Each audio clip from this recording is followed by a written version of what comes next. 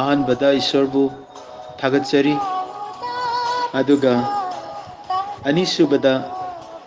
ꯊꯥꯖꯕꯁꯤꯡ ꯊꯋꯥꯏꯗ ꯏꯆꯤꯜ ꯏꯅꯥꯎ ꯑꯣꯏꯈ꯭ꯔꯕꯁꯤꯡꯕꯨ ꯑꯩꯅ ꯏꯀꯥꯏ ꯈꯨꯝꯅꯕ ꯎꯠꯆꯔꯤ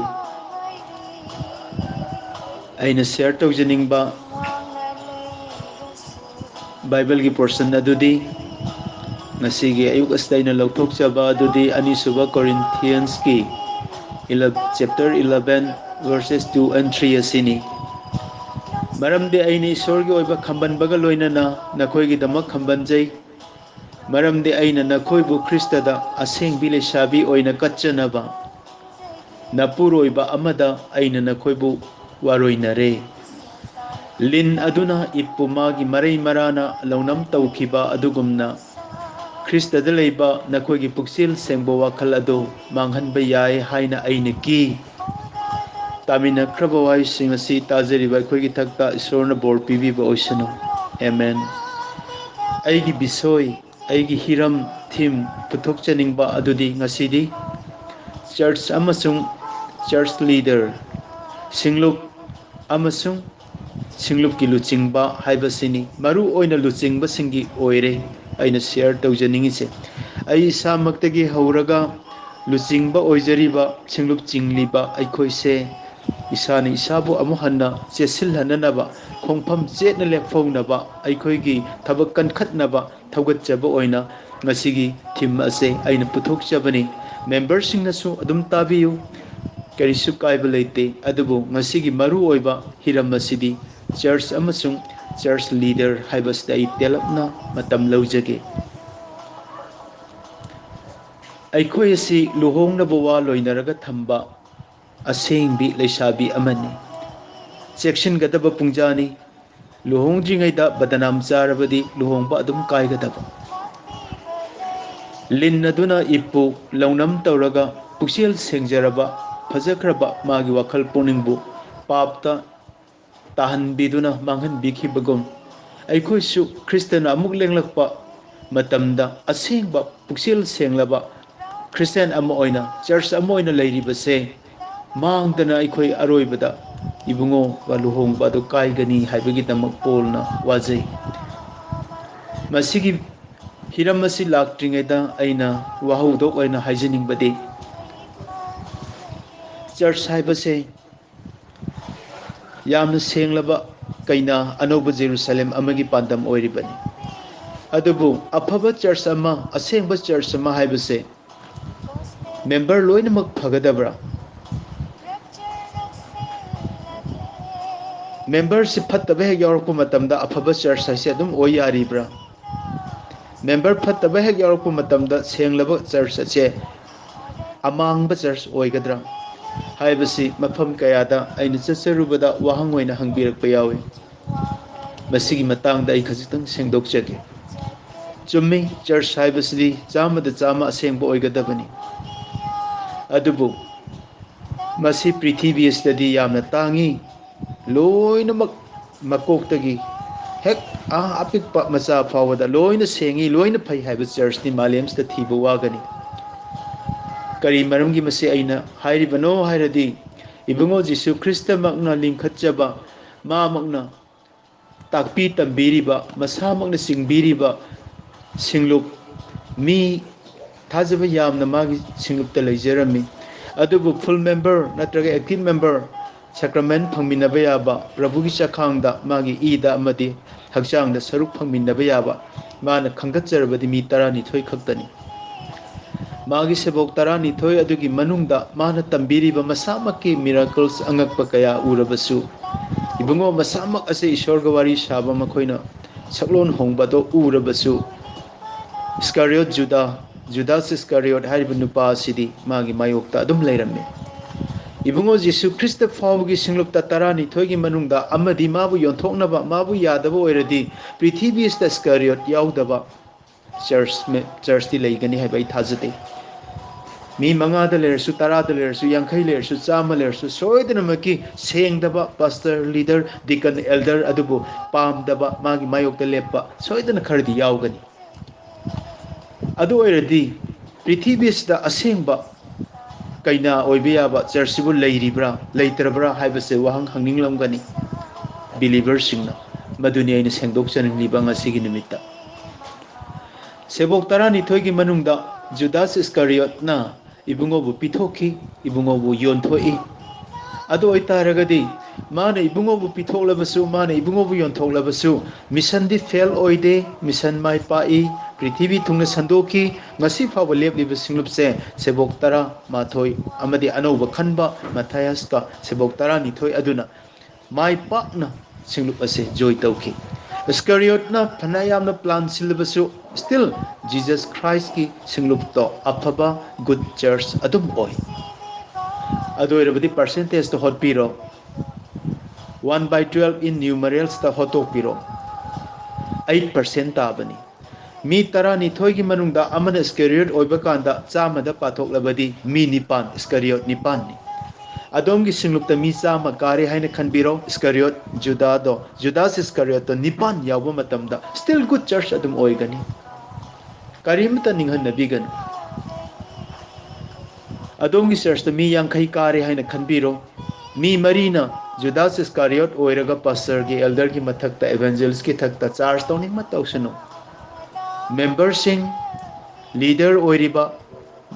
अखोय असिना अंडरस्टैंड तौरबदी ngasi gi calculation asidagi gyan ताना अखोयना लौसिनजरबदी किनिगाय लेते यांखै मेंबर यांखै लेबा चर्च अमदा मेंबर यांखै लेबा church अमगी मनुंगदा member marina iskariot oiba kanda still good church adum oigani mi sama kaba church amada judas iskariot leader gi mayok ta leppa mabu yadaba mi nipan yawba matamda adum still good church kaugani mi samri kaba singlup amada judas iskariot kunthra gani thoi yawba matamda still good church adum mai paklaba mission kaugani asengba church adum kaugani maramdi bungogi सिंगलुप सिमक्तदसु अमदि अदुम यावरिबनि अदुबो still good church अदुम ओया सिन अहानबा पॉइंट नि अनि सुबदा सिंगलुप अमसुंग लुचिंगबा अखोइना अंडरस्टैंड पुन्ना तौमिनगदबा अदुगा इंथना लैबे यानबा अहानबा पॉइंट सिसु अमनि अनि सुबा अदुदि इबुंगो जीसु ख्रिस्टना थबक लोइदुना सर्ग काख्रबा मतुंगदा पृथ्वी इस्ते लैरिबा सिंगलुप असे मखल तरेत खक्तनी हारिबा सिंगलुप तरेत असि लोइनमक असेंबि लेसाबी ओइना चुमना लेब्रा हाइरगदी अनि खक्तनी मंगा अमदि चुमदबा चर्च ओइरम्मि अनि एदुदि फिलाडेल्फिया अमसुंग स्मरना सिंगलुपनि मखोय अनि एदुदि वार्निंग लेते सोइदना इबुंगोना असेंबि कैना ओइना मखोयबु लुहोंबिरगनी अदुगा एफेसस पर्गमम थायतीरा सार्डिस लेवडिसिया हारिबा सिंगलुप मंगा सिदी वार्निंग मखोयदि मोटलबिनी ताइबंग पानगा समनरबनी मखोयदि तुमदुना लेबनी मखोयदि नापल तौबनी पृथ्वी की पोत मखोयगी वाखल थम्मी इबुंगो अहान बनुसीबा दो मखोयना थादोकपा अदुगुंबा मिंगचत थीरबा सिंगलुप ओय सुपनगी सिंगलुप तरेत अदुगी मनुंगदा फावबदा अनीदी सोयदना फै हायरसु मंगा अमदि फत्तबा अदुम यावे ngasi ibungona amuk ani suba lenglak lamdai matam asida aikoina khwaidagi section gadaba adudi warning piraba pukning hongdrabadi thugairagadaba mang tahallagaba singlup sing Ephesus Pergamum Thyatira Sardis Laodicea hariba church manga ase masi da chatliba ibungona khwaidagi hainataba lamchat sajat to ngasigi luchingba oiriba ai isamakdagi horaga luchingba ikoina singlup member singa video conference oigera zoom sijinagera whatsapp group to oigera karigumba media amagi matengna aikoi punna unaba yadragasu aroiba matam asi laklabada aikoina understand tawraga Ephesus ki lamchat Pergamum da leiriba lamchat Thyatira da leiriba lamchat Sardis da ibungona pamdaba lamchat Laodicea da leiriba lamchat asigumba ibungona khwaidagi yadaba lamchat phattaba pumnama ado makhoiga manaba singlup manga asigi lamchat ka manaba aikhoigi singlupta kari kari lamchat yauribage haibase thidoknare hairaga thado hairaga Smyrna amasung Philadelphia singlup ki lamchat ado madu aikoina watlhobado hapchin jaraga ꯑꯩꯈꯣꯏ ꯁ꯭ꯃꯔꯅꯥ ꯑꯃꯁꯨꯡ Philadelphia ꯆꯔꯆ ꯃꯛ ꯑꯩꯈꯣꯏꯒꯤ ꯏꯁꯥꯒꯤ ꯆꯔꯆꯁꯦ ꯑꯣꯏꯍꯧꯔꯕꯗꯤ ꯋꯥꯌꯦꯟꯒꯤ ꯅꯨꯃꯤꯠꯇ ꯋꯥꯅꯤꯡꯉꯥꯏ ꯂꯩꯇꯦ꯫ ꯃꯁꯤ ꯑꯩꯅ ꯋꯥꯍꯧꯗꯣꯛꯇ ꯊꯝꯖꯅꯤꯡꯕꯅꯤ꯫ ꯑꯗꯣꯝꯒꯤ ꯁꯤꯡꯂꯨꯞꯇ ꯃꯤ 50 ꯀꯥꯔꯕꯗꯤ ꯃꯤ 4ꯅ ꯂꯤꯗꯔ ꯑꯣꯏꯔꯤꯕ ꯅꯍꯥꯛ ꯑꯃꯗꯤ ꯑꯩꯍꯥꯛꯀꯤ ꯊꯛꯇ ꯌꯥꯗꯦ ꯍꯥꯏꯗꯨꯅ ꯆꯥꯔꯖ ꯇꯧꯔꯕꯁꯨ ꯀꯔꯤꯃꯠꯇ ꯀꯤꯅꯤꯡꯉꯥꯏ ꯂꯩꯇꯦ ꯍꯥꯏꯕꯁꯤ ꯃꯦꯝꯕꯔꯁꯤꯡꯕꯨ ꯒ꯭ꯌꯥꯟ ꯇꯥꯍꯟꯕꯤꯕ, ꯑꯗꯨꯒ ꯂꯤꯗꯔ ꯑꯣꯏꯔꯤꯕ ꯑꯩꯈꯣꯏꯅꯁꯨ ꯒ꯭ꯌꯥꯟ ꯇꯥꯖꯕ꯫ ꯃꯔꯝꯗꯤ ꯏꯕꯨꯡꯉꯣꯒꯤ 12ꯗꯨꯒꯤ ꯃꯅꯨꯡꯗ ꯑꯃ ꯏꯁꯀꯔꯤꯌꯣꯠ ꯑꯣꯏꯔꯤꯕꯅꯤꯅ ꯃꯤ 50ꯗꯗꯤ ꯃꯤ 4ꯗꯤ ꯏꯁꯀꯔꯤꯌꯣꯠ ꯑꯣꯏꯕꯗ ꯁ꯭ꯇꯤꯜ ꯒꯨꯗ ꯆꯔꯆ ꯑꯗꯨꯝ ꯑꯣꯏ꯫ ꯑꯗꯣꯝꯒꯤ ꯁꯤꯡꯂꯨꯞꯇ ꯃꯦꯝꯕꯔ 100 ꯂꯩꯔꯕꯗꯤ 9ꯅ ꯏꯁꯀꯔꯤꯌꯣꯠ ꯑꯣꯏꯗꯨꯅ ꯂꯨꯆꯤꯡꯕꯒꯤ ꯃꯥꯌꯣꯛꯇ ꯑꯣꯠ ꯅꯩꯕ ꯊꯣꯛꯂꯕꯁꯨ ꯁ꯭ꯇꯤꯜ ꯒꯨꯗ ꯆꯔꯆ ꯑꯣꯏꯒꯅꯤ ꯍꯥꯏꯕꯁꯦ ꯃꯦꯝꯕꯔꯁꯤꯡꯁꯨ ꯈꯪꯍꯟꯕꯤꯕ, ꯂꯤꯗꯔ ꯑꯣꯏꯔꯤꯕ ꯑꯩꯈꯣꯏꯁꯨ ꯃꯈꯣꯏꯒ ꯆꯞ ꯃꯥꯟꯅꯅ ꯒ꯭ꯌꯥꯟ ꯇꯥꯃꯤꯟꯅꯔꯕꯗꯤ ꯁꯤꯡꯂꯨꯞ ꯑꯁꯤ ꯏꯪꯊꯅ ꯆꯠꯀꯅꯤ꯫ ꯑꯩꯈꯣꯏ ꯑꯗꯨꯝ ꯁ꯭ꯇꯤꯜ ꯒꯨꯗ ꯆꯔꯆ ꯑꯣꯏ ꯍꯥꯏꯕꯁꯦ ꯕꯥꯏꯕꯜꯗꯒꯤ ꯍꯣꯠꯇꯣꯛꯄ ꯌꯥꯏ꯫ ꯁꯤꯡꯂꯨꯞ 9ꯀꯤ ꯃꯅꯨꯡꯗ 2ꯅ ꯑꯐꯕ ꯑꯣꯏꯔꯒ 5ꯅ ꯐꯠꯇ꯭ꯔꯕꯗꯤ ꯄꯔꯁꯦꯟꯇꯦꯖꯇ ꯄꯥꯊꯣꯛꯂꯕꯗꯤ 2/7 ꯑꯁꯤ ꯄꯔꯁꯦꯟꯇꯦꯖ ꯏꯟ ꯅ꯭ꯌꯨꯃꯔꯦꯜꯁꯇ ꯍꯣꯠꯇꯣꯛꯄ ꯀꯥꯟꯗ 28% ꯁꯝꯊꯤꯡ ꯂꯩ꯫ 28% ꯍꯥꯏꯔꯁꯤ꯫ ꯑꯗꯨ ꯑꯣꯏꯔꯗꯤ ꯄ꯭ꯔꯤꯊꯤꯕꯤꯒꯤ ꯁꯤꯡꯂꯨꯞ 100ꯒꯤ ꯃꯅꯨꯡꯗ 19ꯗꯤ ꯑꯐꯕ ꯁꯤꯡꯂꯨꯞ ꯍꯥꯏꯕꯁꯤ ꯑꯣꯏꯔꯦ꯫ ꯑꯗꯨꯒ ꯂꯦꯝꯍꯧꯔꯤꯕ ꯄꯔꯁꯦꯟ ꯑꯌꯥꯝꯕ ꯑꯗꯨꯗꯤ 70 ꯑꯕꯞ ꯑꯗꯨꯗꯤ ꯋꯥꯔꯅꯤꯡ ꯆꯥꯔꯕ ꯑꯦꯐꯦꯁꯁ, ꯄꯔꯒꯃꯝ, ꯊꯥꯌꯥꯇꯤꯔꯥ, ꯁꯥꯔꯗꯤꯁ ꯑꯃꯁꯨꯡ ꯂꯥꯎꯗꯤꯌꯥ ꯁꯤꯡꯂꯨꯞꯀꯤ ꯒ꯭ꯔꯨꯞꯇ ꯂꯩ ꯍꯥꯏꯕꯁꯦ ꯑꯩꯈꯣꯏꯅ ꯃꯦꯝꯕꯔꯁꯤꯡꯕꯨ ꯒ꯭ꯌꯥꯟ ꯇꯥꯍꯟꯕꯤꯔꯒ, ꯑꯗꯨ ꯑꯣꯏꯔꯕꯗꯤ ꯐꯤꯂꯥꯗꯦꯜꯐꯤꯌꯥ ꯑꯃꯁꯨꯡ ꯁ꯭ꯃꯔꯅꯥ ꯁꯤꯡꯂꯨꯞ ꯑꯁꯦ ꯑꯩꯈꯣꯏ ꯑꯣꯏꯗꯕ ꯌꯥꯗꯦ ꯍꯥꯏꯗꯨꯅꯅꯦ ꯑꯩꯈꯣꯏꯅ 19% ꯑꯗꯨꯒꯤ ꯃꯅꯨꯡꯗ ꯑꯩꯈꯣꯏ ꯌꯥꯎꯍꯧꯅꯕ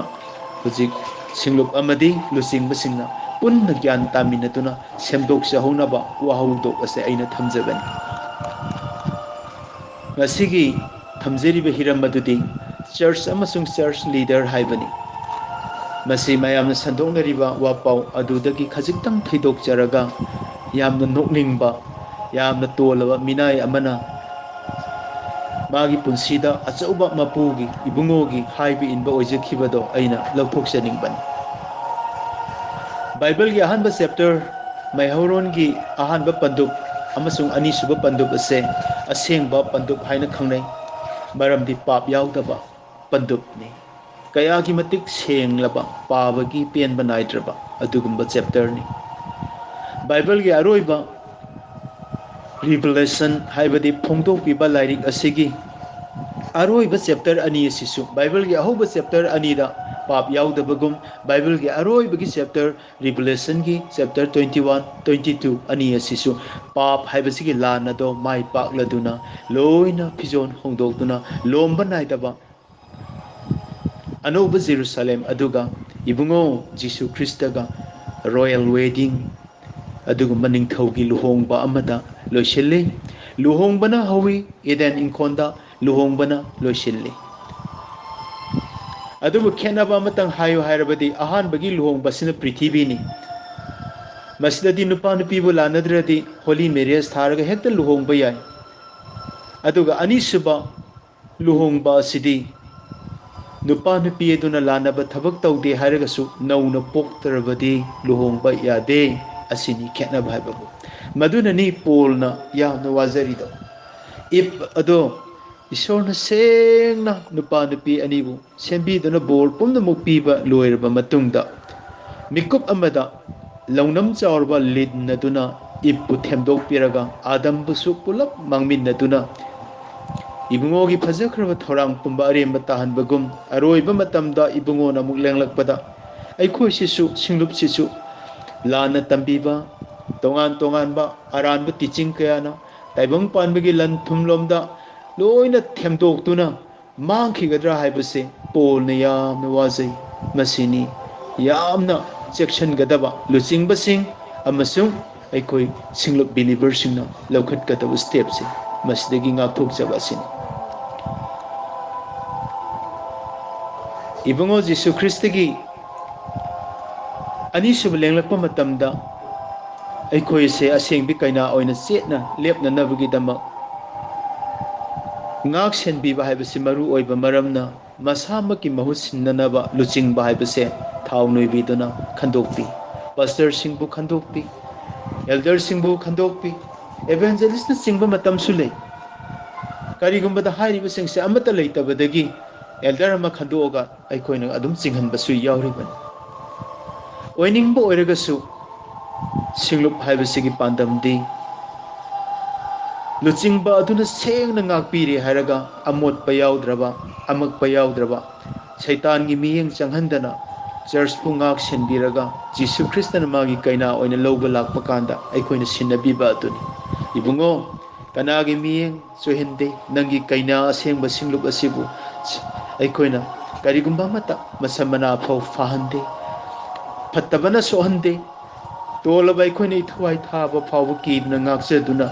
सेंगना थमजरी असे इबुंगो हायदना माना लेंलकपा मतमदा चर्च पु कच्चबा ngamnanaba मसीगिदमक सेम साबसे लुचिंगबा अखोइगी थौनी अदुना नि ngasi aina लुचिंगबा हायबसिगी मरमदा ओइना ngasiगी संदेशदा aina पाइखतजरिबा मरमदी लुचिंगबा सिंगदी यामना वाई लुचिंगबा सिंगदी चर्चना मतेंग पांगबिगदबनी मखोइगी पुंसीदी कथोख्रबा पुंसीनी मरम अदुना लुचिंगबा अखोइदी नापल तौबा यादे नवांगबा यादे चाउथोकबा यादे अखोइगी स्किल उठबा यादे अखोइ असिदी इबुंगोगी ईना लैख्रबा नोंगमा नत्रगा नोंगमदी अमुक इबुंगोगा उनबा मतमदा सोइदना वाहंग हंगलगदबा वाहंग अमगी पाउखुम पीरगदबा सिंगलुकी लुचिंगबा सिंगनी वार्निंग पीरिबा से फोंदोक पीबगी लाइक तरेता सिंगलुकी लुचिंगबा सिंगदा पीरिबनी ngasi अखोइगी चर्च सिना सोइबा कांदा ख्रिस्टना अखोइबु वार्निंग पी हाइबसे रिवलेशन लाइक असदगी खंजरे हारगा लुचिंगबा अखोइदी तनिक तनिक सेमदोक जगदबा मतमनी अहानब पीटरगी मंगागी मरी अनीदगिना मरी फावबसी येंबा मतमदा नखोइगी यावसिंग अदुबु तंगाई फदना सेनबा नत्तदुना थवाई यावना सेनबियु अदुगा मधु सेन पांबगिदमक नत्तदुना पुकनिंग चंगना तौबियु यावसिंगी मथक्ता नमथदुना पानबा नत्तदुना याव संगोदुगी पांदम ओइबियु अथोइबा याव सेनबा फोंदोकपीबा नुमित्ता अदुगुंबा सिंगलुप लुचिंगबा सिंगना मनबा नाइदबा लुप फंगजगनी हाइबसे इबुंगो मकना फोंदोकपी सिंगलुप मेंबर बिलीवर्स सिंगना सिंगलुप चिंगबिरिबा एवांजलिस्ट सिंग एल्डर पास्टर डिकन सिंग अदुगी हाइबी इनबिगदबनी सिंगलुप लुचिंगबा सिंगी वा अन अवा अना से मतेंग पांगबिगदबनी मखोइगी पुंसीदी याव सिंगीदम कटख्रबने सिंगलुप एल्डर पास्टर अमबु टेंशन पीबीबा अमसुंग माबु मतोंतो हुदोक्तुना थंबीबा हाइबसे सिंगलुपना वाखल तौबिगदबनी थादोपिरोइदबनी मरमदी अफबा सिंगलुप अमबु चिंगबिरिबा हाइबसे अदुगुंबा लीडर सिंगी पुंसी अदुदी पैसेंजर पूरीबा बस की ड्राइवर अमगुंबने पैसेंजर सिंगबु नुंगाइहनगे नुंगाइहलोइ ड्राइवर की खुता लैबनी सिंगलुप अदुसु अदुमकनी मरम अदुना लाना चिंगदुना सिंगलुपु मांगहनबा नत्रगा सिंगलुपु सेंगना थंबा हाइबसिसु 70% दी लीडर अदुगी खुता लैरिबनी असिगुम मतमसिदा लुचिंगबा सिंगना बाइबल की लुचिंगबा सिंगदगी तमजै बाइबल की लुचिंगबा सिंगदगी सिंगलुप चिंगबगी तमजबा याबा लीडरशिप की मतांगददी यामना यावी अदुननी ngасai aina aidi minai amadagi tamjai minai amagi maramda ngasi aina telapna share tawjage na mathakta aina panjakhibada aina tamjakhiba minai adudi atai kana sunate Eliezer of Damascus Maihauron panduk tara manga panduk ani pada ani di yauri pa aduni ai samak se Eliezer ni magi punsiwari pajaru badagi Eliezer mak oijage haina khanjare hairaga ईश्वर सिंगलुप असे चिंबा ngamnabagi pangal adu ai nijaki Abraham न मागी थाजबा याबा Minai Eliezer बु Mesopotamia दा मचानुपा इसाकी नुपी Rebecca बु लौरुनबा थाबीखी Eliezer न लेकंग लागी लमदम नुमित कियानी हप्ता कयानी चंगना महाना उत अमसुंग मिनाई तरा उत्तरा पूरे हायरगा मबुंगोगी मचानुपागी मऊ थीबा चटखी माना रिबेकाबु पुदुना लाखी अदुगा इसाकी मफमदा असेंबिनी लमजाउ लमहांगदा अमोटपा फत्तबा दाकू नुपीसिंगबु टेमसिंगदबा कना अमत्ता सोहंजरक्ते अइना फज्जना ngak सेंदुना इथवाई थारबसु इबुंगोगी कैना से सेंगना अइना पुजरकले हादुना इसाकी मफमदा पंथुंग फम ओइना कटखी मसिनी सिंगलुप लीडर अमगी अइना मंगोदगी तमजखिबा थाजबा याबा मिनाई अमना ꯃꯕꯨꯡꯉꯣꯒꯤ ꯁꯦꯡꯂꯕ ꯀꯩꯅꯥ ꯑꯗꯨꯕꯨ ꯄꯣꯔꯛꯂꯦ ꯍꯥꯏꯔꯒ ꯃꯥꯒꯤ ꯃꯕꯨꯡꯉꯣꯒꯤ ꯃꯈꯨꯠꯇ ꯁꯤꯟꯅꯕꯗꯣ ꯑꯗꯨꯒꯨꯝꯅ ꯁꯤꯡꯂꯨꯞ ꯆꯤꯡꯂꯤꯕ ꯑꯩꯈꯣꯏꯁꯨ ꯑꯩꯈꯣꯏꯒꯤ ꯆꯔꯆ ꯑꯁꯦ ꯁꯦꯡꯂꯕꯤ ꯀꯩꯅꯥ ꯑꯁꯤꯕꯨ ꯁꯦꯡꯅ ꯉꯥꯛꯆꯔꯦ ꯍꯥꯏꯔꯒ ꯂꯨꯆꯤꯡꯕ ꯑꯩꯈꯣꯏꯅ ꯏꯕꯨꯡꯉꯣ ꯖꯤꯁꯨ ꯈ꯭ꯔꯤꯁꯇꯅ ꯂꯦꯡꯂꯛꯄ ꯃꯇꯝꯗ ꯁꯦꯡꯂꯕ ꯃꯥꯒꯤ ꯈꯨꯠꯇ ꯏꯕꯨꯡꯉꯣꯒꯤ ꯑꯁꯦꯡꯕꯤ ꯀꯩꯅꯥꯅꯤ ꯑꯩꯈꯣꯏꯅ ꯉꯥꯛ ꯁꯦꯟꯗꯨꯅ ꯄ꯭ꯔꯤꯊꯤꯕꯤꯒꯤ ꯁꯩꯇꯥꯟꯒꯤ ꯇꯝꯕꯤꯕ ꯆꯨꯝꯗꯕ ꯀꯌꯥꯗꯒꯤ ꯇꯥꯏꯕꯪꯄꯥꯟꯒꯤ ꯂꯟꯊꯨꯝꯗꯒꯤ ꯀꯔꯥꯝꯕꯗꯒꯤ ꯉꯥꯛꯄꯤꯗꯨꯅ ꯏꯕꯨꯡꯉꯣ ꯅꯪꯒꯤ ꯀꯩꯅꯥ ꯑꯁꯤ ꯃꯣꯠꯇꯦ ꯑꯩꯈꯣꯏꯅ ꯉꯥꯛ ꯁꯦꯟꯗꯨꯅ ꯏꯕꯨꯡꯉꯣꯒꯤ ꯈꯨꯠꯇ ꯉꯁꯤ ꯁꯤꯟꯅꯖꯔꯦ ꯍꯥꯏꯕꯁꯦ ꯃꯁꯤꯅ ꯇꯨ ꯐꯥꯏꯅꯦꯂꯤ ꯄ꯭ꯔꯖꯦꯟ ꯆꯔꯆ ꯑꯗꯣ ꯏꯁꯥꯛꯇ ꯑꯩꯈꯣꯏꯅ ꯀꯠꯄ ꯑꯁꯦ ꯑꯩꯈꯣꯏꯒꯤ ꯗꯦꯁꯇꯤꯅꯦꯁꯟ ꯑꯩꯈꯣꯏꯒꯤ ꯒꯣꯜ ꯑꯗꯨꯅꯤ ꯂꯝꯕꯤꯗ ꯐꯠꯇꯕ ꯗꯥꯀꯨ ꯀꯌꯥꯅ ꯑꯦꯇꯦꯛ ꯇꯧꯅꯤꯡꯂꯤꯕꯅꯤ ꯃꯁꯛ ꯐꯖꯈ꯭ꯔꯕꯤ ꯑꯗꯨꯒꯨꯝꯕ ꯄ꯭ꯔꯦꯇꯤ ꯒꯔꯜ ꯔꯤꯕꯦꯀꯥ ꯑꯗꯨꯕꯨ ꯂꯝꯖꯥꯎ ꯂꯝꯍꯥꯡꯗ ꯃꯤꯅꯥꯏ ꯑꯗꯨꯅ ꯄꯨꯔꯒ ꯅꯥꯔꯛ ꯃꯣꯡꯁꯣꯡ ꯑꯃꯗꯤ ꯂꯩꯀꯪꯂꯥꯒꯤ ꯂꯝ ꯐꯥꯎꯔꯒ ꯂꯥꯛꯄ ꯍꯥꯏꯕꯁꯦ ꯀꯌꯥꯒꯤ ꯃꯇꯤꯛ ꯋꯥꯔꯝꯒꯅꯤ ꯑꯍꯤꯡ ꯈꯨꯗꯤꯡ ꯐꯠꯇꯕ ꯃꯤꯁꯤꯡꯅ ꯔꯦꯕꯦꯀꯥꯕꯨ ꯃꯥꯡꯍꯟꯕꯤꯈꯤꯒꯗ꯭ꯔꯥ ꯍꯥꯏꯗꯨꯅ ꯇꯨꯝꯗꯅ ꯃꯤꯁꯦꯟ ꯈꯥꯡꯂꯒ ꯑꯦꯂꯤꯌꯦꯖꯔꯅ ꯌꯥꯝꯅ ꯋꯥꯅ ꯁꯦꯟꯅꯖꯩ ꯏꯁꯤꯡ ꯐꯪꯗ꯭ꯔꯕ ꯃꯇꯝꯗ ꯃꯥꯒꯤ ꯃꯅꯥꯏꯁꯤꯡ ꯑꯗꯨꯕꯨ ꯑꯃꯨꯛ ꯀꯣꯏꯅ ꯉꯥꯛꯍꯜꯂꯒ ꯏꯁꯤꯡ ꯊꯤꯕ ꯆꯦꯟꯈꯤ ꯑꯍꯤꯡ ꯀꯌꯥ ꯅꯨꯡꯊꯤꯜ ꯀꯌꯥ ꯐꯠꯇꯕ ꯃꯤ ꯀꯥꯡꯂꯨꯞꯇꯒꯤ ꯃꯥꯅ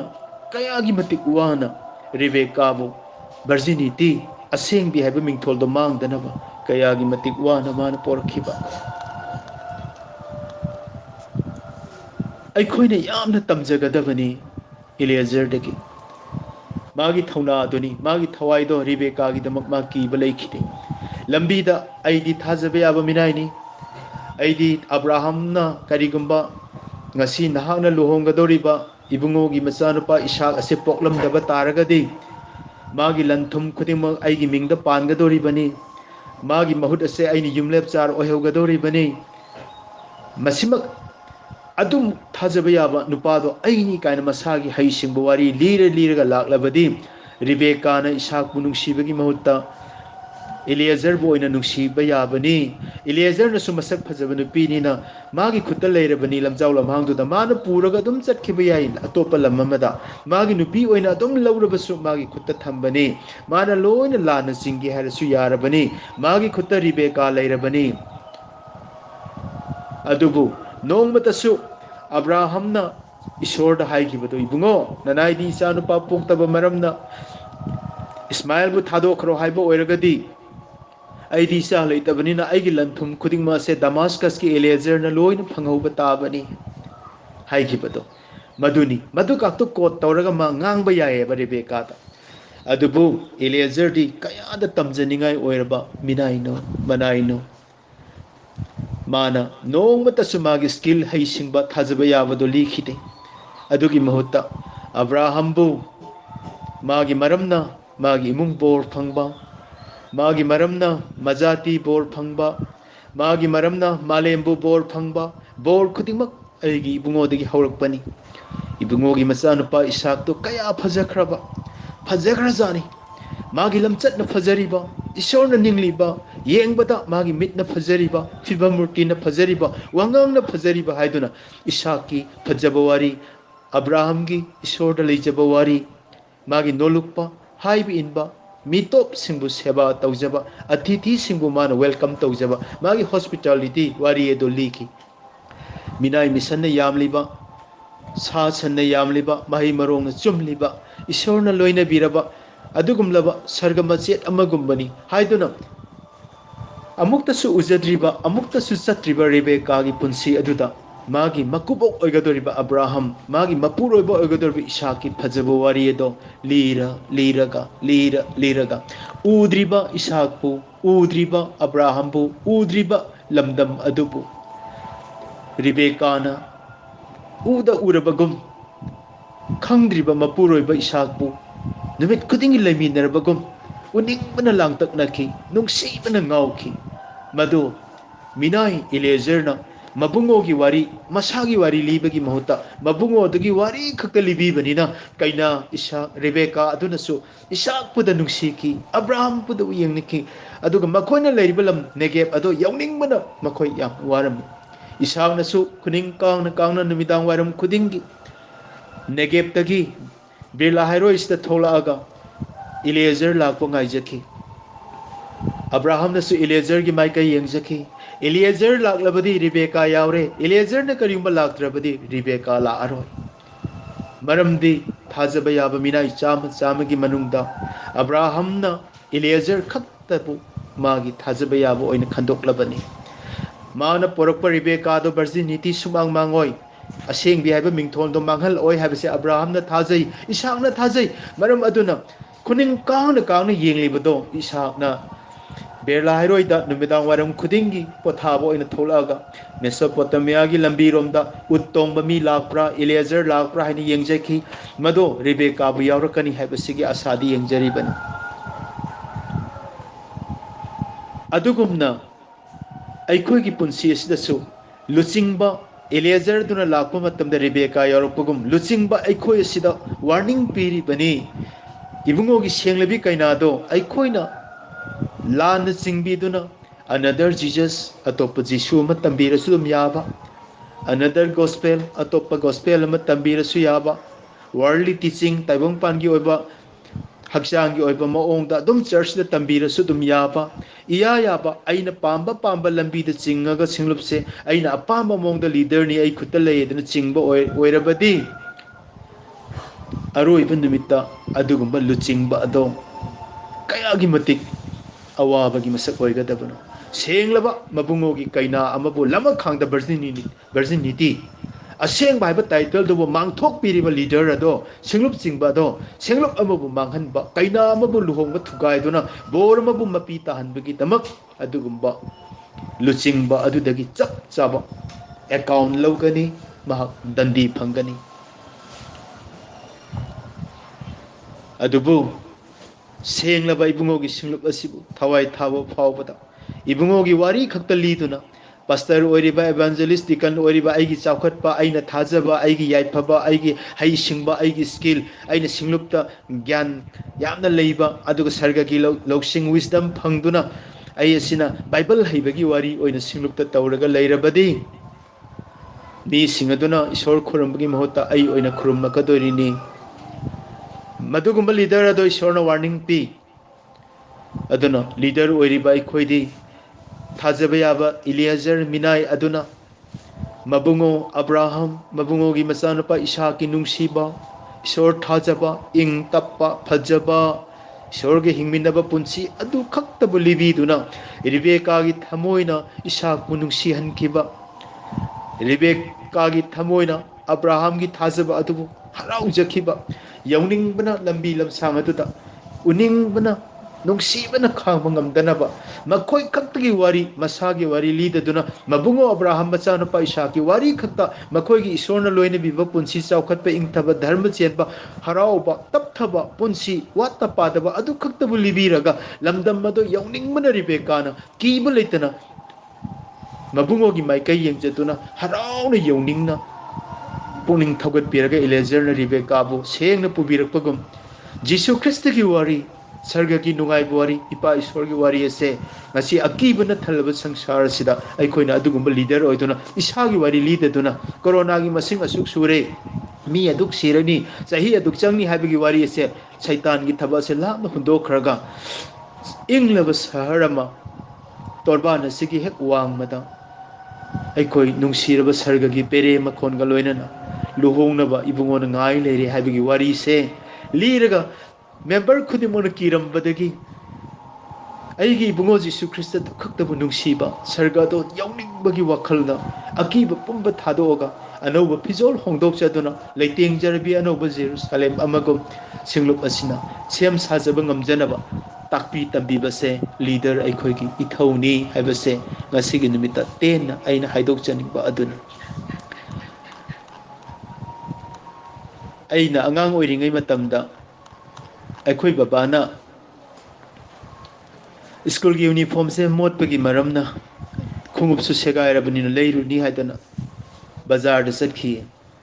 अखोई पाबुंगना अैगी फिरोल यूनिफॉर्म लेब चटखिबदो हलकपा गायबदा अै कया वाना गाय अैना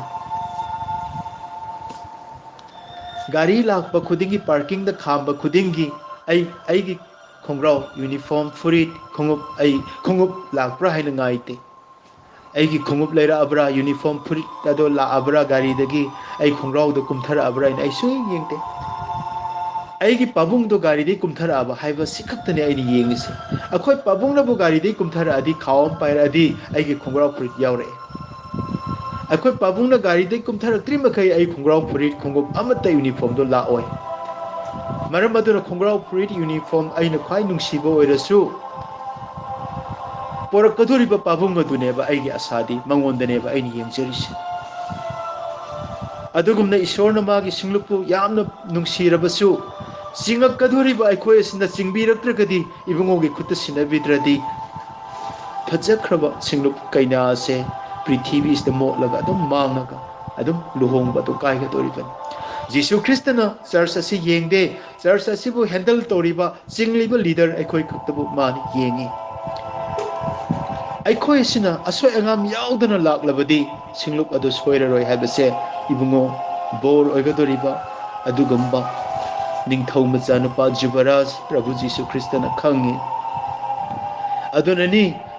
ꯅꯦꯒꯦꯞꯇꯒꯤ ꯂꯥꯛꯂꯒ ꯕꯦꯔꯂꯥꯏꯔꯣꯏꯗ ꯅꯨꯃꯤꯗꯥꯡ ꯋꯥꯏꯔꯝ ꯈꯨꯗꯤꯡꯒꯤ ꯏꯁꯥꯛꯅ ꯏꯂꯦꯖꯔ ꯂꯥꯛꯄ꯭ꯔꯥ ꯎꯠ ꯂꯥꯛꯄ ꯎꯕ꯭ꯔꯥ ꯍꯥꯏꯅ ꯌꯦꯡꯂꯤꯕꯗꯣ ꯃꯔꯨ ꯑꯣꯏꯕꯗꯤ ꯏꯂꯦꯖꯔꯒ ꯏꯁꯥꯛꯀ ꯂꯨꯍꯣꯡꯒꯗꯕ ꯅꯠꯇꯦ ꯔꯦꯕꯦꯀꯥꯒꯅꯤ ꯑꯣꯏꯔꯕꯁꯨ ꯆꯤꯡꯂꯛꯀꯗꯧꯔꯤꯕ ꯂꯤꯗꯔ ꯑꯗꯨꯗꯤ ꯊꯥꯖꯕ ꯌꯥꯕ ꯃꯅꯥꯏ ꯏꯂꯦꯖꯔ ꯑꯗꯨꯅꯤ ꯃꯥꯅ ꯔꯦꯕꯦꯀꯥꯕꯨ ꯄꯣꯔꯛꯀꯗꯧꯔꯤꯕꯅꯤ ꯊꯥꯖꯕ ꯌꯥꯕ ꯂꯤꯗꯔ ꯑꯗꯨꯅ ꯆꯔꯆꯄꯨ ꯏꯕꯨꯡꯉꯣ ꯖꯤꯁꯨ ꯈ꯭ꯔꯤꯁꯇꯒꯤ ꯃꯅꯥꯛ ꯇꯥꯅ ꯄꯨꯒꯗꯧꯔꯤꯕꯅꯤ ꯑꯗꯨꯒ ꯁꯦꯡꯂꯕ ꯅꯪꯒꯤ ꯀꯩꯅꯥꯁꯦ ꯂꯧꯁꯤꯟꯕꯤꯌꯨ ꯏꯕꯨꯡꯉꯣ ꯍꯥꯏꯗꯨꯅ ꯁꯤꯟꯅꯒꯗꯧꯔꯤꯕꯅꯤ ꯑꯔꯣꯏꯕꯗꯗꯤ ꯑꯩꯅ ꯋꯥꯔꯣꯏꯁꯤꯟ ꯂꯥꯛꯄ ꯃꯇꯝꯗ ꯅꯨꯡꯁꯤꯔꯕ ꯃꯔꯨꯞ ꯑꯅꯤ ꯇꯤꯟꯅꯔꯝꯃꯤ ꯃꯔꯨꯞ ꯑꯅꯤ ꯑꯗꯨꯒꯤ ꯃꯅꯨꯡꯗ ꯃꯔꯨꯞ ꯑꯃꯅ ꯑꯆꯧꯕ ꯐꯦꯛꯇꯔꯤ ꯐꯥꯔꯝ ꯇꯧꯔꯝꯃꯤ ꯑꯗꯨꯕꯨ ꯄ꯭ꯔꯤꯊꯤꯕꯤ ꯑꯁꯤꯗ ꯁꯦꯟꯃꯤꯠꯂꯣꯟꯒꯤ ꯃꯇꯥꯡꯗ ꯍꯦꯛ ꯍꯦꯛ ꯑꯋꯥ ꯑꯅꯪ ꯊꯦꯡꯅꯕ ꯃꯔꯝꯅ ꯃꯥꯒꯤ ꯕꯤꯖꯤꯅꯦꯁ ꯑꯗꯨ ꯗꯥꯎꯟꯐꯣꯜ ꯇꯧꯔꯕꯗ ꯁꯦꯟ ꯌꯥꯝꯅ ꯄꯥꯏꯔꯝꯕ ꯑꯗꯨꯒꯨꯝꯕ ꯐꯦꯛꯇꯔꯤꯒꯤ ꯃꯄꯨ ꯑꯗꯨ ꯗꯤꯐꯤꯖꯤꯠ ꯇꯥꯔꯦ ꯁꯦꯟ ꯌꯥꯝꯅ ꯇꯣꯜꯂꯦ ꯃꯗꯨꯗꯒꯤ ꯎꯄꯥꯏ ꯂꯩꯔꯛꯇ꯭ꯔꯗꯨꯅ ꯃꯥꯒꯤ ꯌꯥꯝꯅ ꯊꯥꯖꯕ ꯌꯥꯕ ꯃꯔꯨꯞ ꯑꯗꯨꯅ ꯃꯥꯅ ꯍꯥꯏꯔꯝꯃꯤ ꯅꯨꯡꯁꯤꯔꯕ ꯃꯔꯨꯞ ꯑꯁꯤꯅꯗꯤ ꯑꯩ ꯍꯤꯡꯕ ꯉꯝꯂꯔꯣꯏ ꯑꯩ ꯌꯥꯝ ꯋꯥꯔꯦ ꯑꯩꯒꯤ ꯅꯨꯡꯁꯤꯔꯕꯤ ꯅꯨꯄꯤꯁꯦ ꯅꯪꯒꯤ ꯅꯐꯝꯗ ꯊꯝꯂꯝꯒꯦ ꯑꯩꯒꯤ ꯅꯨꯡꯁꯤꯔꯕ ꯏꯆꯥꯅꯨꯄꯤꯁꯤꯡꯁꯦ ꯅꯪꯒꯤ ꯅꯐꯝꯗ ꯁꯤꯟꯅꯖꯔꯝꯒꯦ ꯄꯤꯛꯂꯤꯕ ꯁꯔꯦꯞ ꯐꯥꯗ꯭ꯔꯤꯕ ꯅꯨꯄꯥ ꯃꯆꯥ ꯑꯩꯒꯤ ꯏꯆꯥꯅꯨꯄꯥꯁꯤꯡꯁꯦ ꯄꯨꯟꯅ ꯑꯩꯒꯤ ꯐꯦꯃꯤꯂꯤꯁꯦ ꯅꯪꯒꯤ ꯏꯪꯈꯣꯜ ꯑꯁꯤꯗ ꯑꯩ ꯌꯨꯝ ꯃꯆꯥ ꯑꯃꯇꯪ ꯄꯥꯈꯜ ꯈꯜꯂꯦ ꯍꯥꯏꯔꯒ ꯊꯝꯖꯔꯝꯒꯦ ꯆꯍꯤ 5-6ꯁꯨ ꯆꯪꯂꯁꯅꯨ ꯑꯩ ꯈꯔ ꯆꯥꯎꯈꯠꯄ ꯂꯝ ꯑꯃꯗ ꯆꯠꯂꯒ ꯁꯦꯟꯗꯣꯟ ꯀꯣꯛꯄ ꯉꯝꯅꯕ ꯊꯕꯛ ꯁꯨꯔꯨꯒꯦ ꯅꯪꯅ ꯑꯩꯃꯛꯅꯤ ꯈꯟꯗꯨꯅ ꯑꯩꯒꯤ ꯅꯨꯄꯤꯕꯨ ꯁꯦꯡꯅ ꯊꯝꯕꯤꯔꯝꯃꯨ ꯏꯆꯥꯁꯤꯡꯕꯨ ꯁꯦꯡꯅ ꯉꯥꯛꯄꯤꯔꯝꯃꯨ ꯑꯩꯒꯤ ꯏꯆꯥꯅꯨꯄꯥꯁꯤꯡꯁꯦ ꯁꯔꯦꯞ ꯐꯥꯎ ꯁꯦꯝꯒꯠꯄꯤꯔꯝꯃꯨꯀꯣ ꯃꯔꯨꯞ ꯑꯩꯅ ꯂꯥꯛꯄ ꯃꯇꯝꯗ ꯑꯩꯅ ꯉꯝꯖꯕ ꯅꯪꯕꯨ ꯏꯀꯥꯏ ꯈꯨꯝꯅꯕ ꯎꯠꯆꯒꯦ ꯑꯁꯤ ꯅꯠꯇꯅ ꯑꯩꯒꯤ ꯄꯥꯝꯕꯩ ꯂꯩꯇ꯭ꯔꯦ ꯍꯥꯏꯗꯨꯅ ꯁꯤꯟꯅꯖꯔꯝꯃꯤ ꯃꯔꯨꯞ ꯑꯗꯨꯅ ꯅꯣꯛꯑꯒ ꯍꯥꯏꯔꯝꯃꯤ ꯋꯥꯒꯅꯨ ꯑꯩ ꯂꯣꯏ ꯁꯦꯟꯅꯖꯔꯝꯒꯦ ꯑꯗꯣꯝꯒꯤ ꯅꯨꯄꯤ ꯁꯦꯡꯅ ꯊꯝꯖꯔꯝꯒꯅꯤ ꯑꯗꯣꯝꯒꯤ ꯏꯆꯥꯅꯨꯄꯤꯁꯤꯡ ꯏꯆꯥꯅꯨꯄꯥꯁꯤꯡ ꯁꯔꯦꯞ ꯐꯥꯎ ꯑꯩ ꯉꯥꯛꯆꯔꯝꯒꯦ ꯆꯠꯄꯤꯔꯨꯔꯣ ꯍꯥꯏꯗꯨꯅ ꯁꯦꯡꯅ ꯌꯥꯅꯔꯒ ꯊꯥꯖꯕ ꯃꯔꯨꯞ ꯑꯗꯨꯗ ꯁꯤꯟꯅꯔꯝꯂꯒ ꯆꯠꯈ꯭ꯔꯦ ꯊꯋꯥꯏ ꯌꯥꯎꯅ ꯊꯕꯛ ꯁꯨꯖꯕꯗ ꯕꯣꯁ ꯑꯗꯨꯅꯁꯨ ꯄꯦꯟꯕꯤꯔꯗꯨꯅ ꯅꯨꯄꯥ ꯑꯗꯣ ꯁꯦꯟ ꯌꯥꯝꯅ ꯐꯪꯉꯤ ꯃꯥꯒꯤ ꯁꯦꯟꯗꯣꯟ ꯀꯣꯛꯄ ꯉꯝꯕ ꯑꯣꯏꯔꯦ ꯁꯦꯟꯗꯣꯟ ꯀꯣꯛꯅꯕ ꯁꯦꯟ ꯄꯥꯏꯔꯕ ꯑꯗꯨꯒꯤ ꯃꯊꯛꯇ ꯑꯃꯨꯛꯁꯨ ꯁꯦꯟ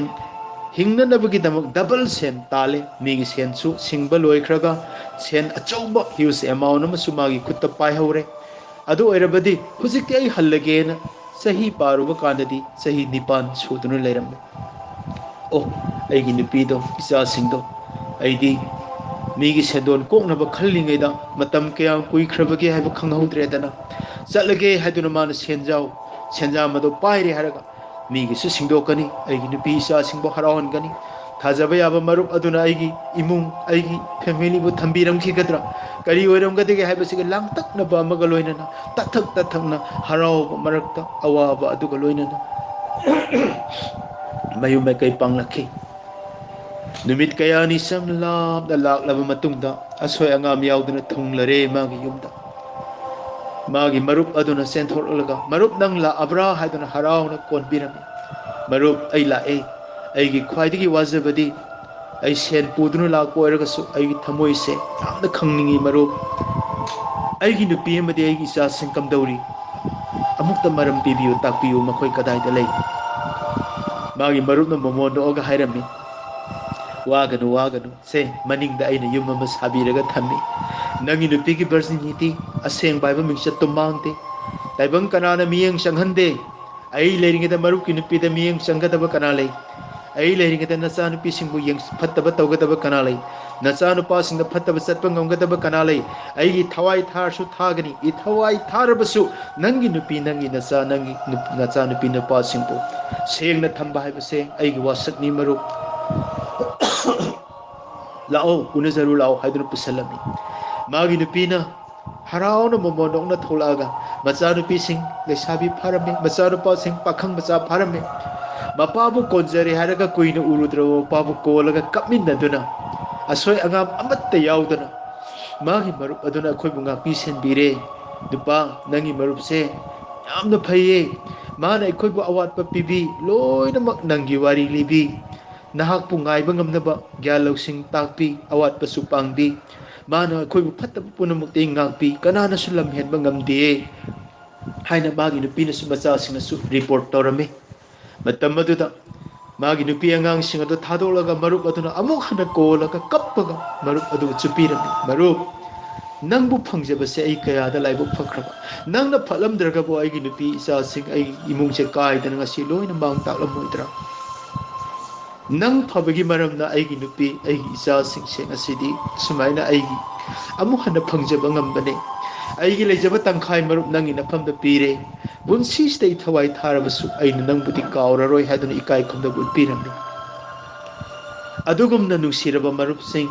जीसु क्रिस्तना लुचिंगबा इखोयगी इफमदा पंगलबा तोलबा चमजरबा याउसिंग असे कैसाल सिंगी मरक्ता ngakpiyu हादुना नंगा आईगा लुचिंग होरिबा इखोयदा सिनरमी हयेंग माना मोहना लागा हंगबा मतमदा नहाकना अहांगना एकाउंट से पीगदबनी येंबियो इबुंगो नंगना सिनजबा आईगी याथंग इंदबा स्करियस जुदास गुमना आईगी मायोक्ता लेबा मेंबरसिंग अदुदी आईगी वा ताबीदे अदुबु नंगी वा तारबा मखोइसिंग अदुदी मतु केलहंदे दाग लेहंदे सेंगना चुमना आईना ngakchai कैसाल सिंगदगी अरानब तंबीब सिंगदगी ताइबंग पानगी लन थुम अमदी मदुगी मिनंबा अदुदगी अइना कन्बी मतम पुम्नमक्ता इबुंगोगी वारी खक्ता लिबीदुना इबुंगो खक्तबु नुंसीदुना ईश्वरगी वाहै असिना मसाबु फी सुदोक्लबा अंगौबा फी ओहेंदुना अमोटपा अमक्पा लेहेंदना नंगी आसादा नंगोंदा प्रार्थना तौदुना नाहकी दमक मेडिटेशन ध्यान तौजरे हारगा नाहकी वाहै ताजरगा नाहकु थागत पिसै सक्तुना नाहक खक्तगी आसादा सिंगलुप असे अइना सेमगतजरगा थमजबदो मसिंग वातना अमुक्तंग चुम्ब्रे येंबियो इबुंगो याउसिंग असे दाग लेतबनी मसे इबुंगोगी असेंगबा कैनानी नंगना सिनजरंबा असेंगबा अनौबा जेरूसलेमगी पांडम ओइरबा चर्च असे इबुंगोदा आइना कच्चरी हाइदुनाने ईश्वरगी मफमदा कत्पा हाइबसे ngamjananabagidamak luchingba aikoidi hojikse khwaidagi hena thabak kanba matamni irujabiba machinjak thakpiba sajik chafam afabada luraba isingda chingbiduna mathaklomgi oiba asengba Jerusalem amagi pandamgum matlamlabasu church ase semgat piduna sengdok pinaba achaba matamni hayeng amuk laktaba yai luchingba aikoi ngasidagidi same सारसी अखोई Eliezer अममम ओइरसी थाजब याबा हाइबसे मना ख्वाइदगी चावना फंगदोरिबा अफबा याव सेनबा फोंदोकपिबा मतम अदुदा मनबा नाइदब लुहु फंगजगदोरिबदो अतै कनासु नत्ते अखोइनी अखोइना सोइरगदी इसा इथंता मांगजब नत्तदुना इबुंगोगी mission इबुंगोगी थौराम खुदिमुक्सु मांगलगनी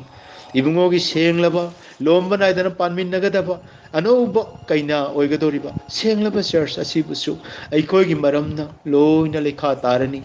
सिंगलुप असे अइगिनी अइगी खुता लई हाइना खनबा ओइरबदी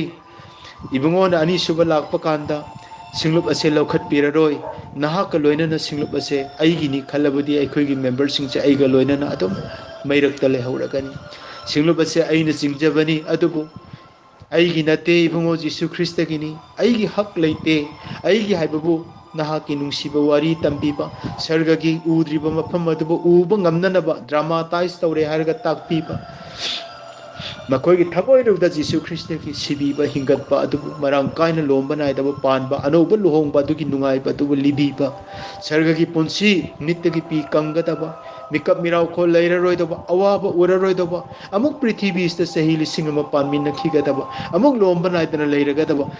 wajaruba punsi khudingmakki nungaibana mahut sillagadaba wari singado tattan libire haraga ishorgi wahi tara tara tara tara tara taraga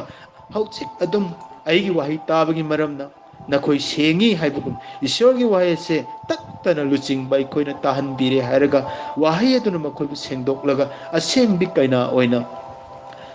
ibungo magi maphamda ani suba matamda कच्चब ngamba yaw amata mangtana pukhachaba sinajaba ngamba sengna thamjaba ngamba luchingba chingbiba church leader amamam oijarasi singlupna adugumba chumdraba Philadelphia amasung Smyrna singlupki wangbada leikraba haibe indraba singlup manga do maduda chatliba lamchat sajat ado adomgi singlupta member singda adugumba lamchat chatpa mi yauramlabadi haujingmak aikoina semdok chahurasi haibase aina haidokchari Philadelphia amadi Smyrna singlup aduda chatliba lamchat ado watloba leiba makai aikoi video conference orso zoom orso WhatsApp ki mateng orso media ki pambai amana aikoi munna khalle hairaga Smyrna amasung Philadelphia ki lamchat ado koi semja horasi maduda awatpa leibasing ado chap chana aikoi chatnaba hotna horasi aduga Ephesus Pergamum Thyatira Sardis amasung